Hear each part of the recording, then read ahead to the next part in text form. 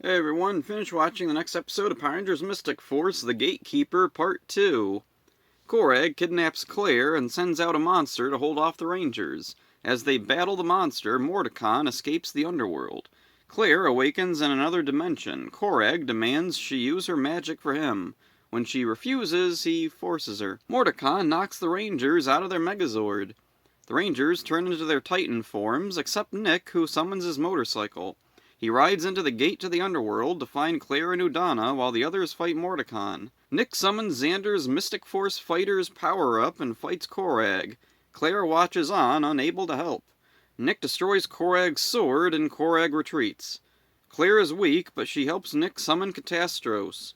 Nick combines with him and joins the others against Mordecon.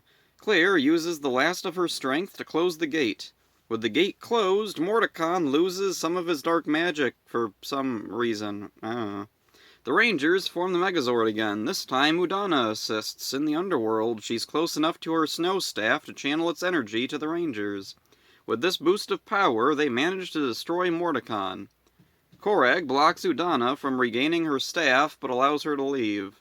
Udana finds Claire, and the Rangers thank her for her help.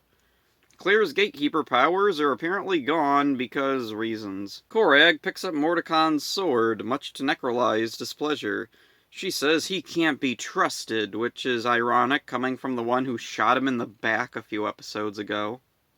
This is a great resolution to the first part of this two-parter, though Claire is pushed to the side for most of it. Mordecon is finally defeated, and good riddance. Right up to the end, he was a dull, boring character with weak motivations. Hopefully, whoever the new big bad is, they have a personality. Mordecon set the bar pretty low, being even more one-note than Grum. Grum, for all his failings, had a few positives. He had a past connecting him to Kruger, and he had one or two decent interactions with Mora and Bridwing. Mordecon has absolutely nothing.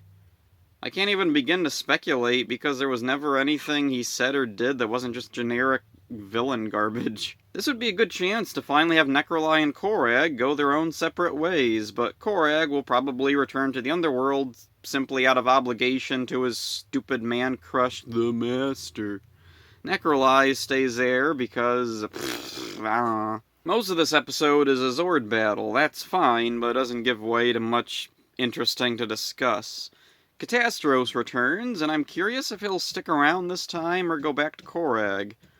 One moment that's very much appreciated is seeing Udana morphed once more, even if it's just a projection. One thing I'm not a fan of is Claire losing her newly found abilities.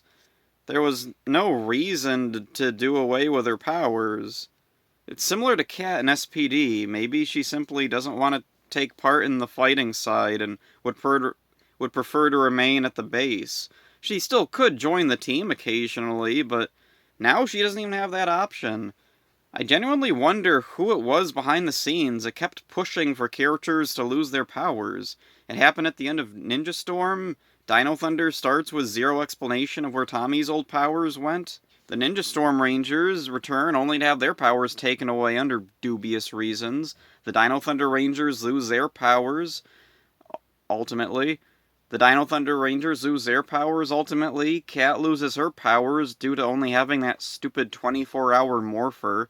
Only the core SPD Rangers, Doggy, and Sam were allowed to keep their powers. Of all of the Disney season Rangers. Even in Mystic Force, Udana's powers are taken away early on and only make a brief reappearance here. So yeah, this was a decent episode, but it could have been stronger if Mystic Force overall was a more strongly developed season. So that's it for this one. Hope you enjoyed it. See ya. The great Mordecai has fallen! He can't get up.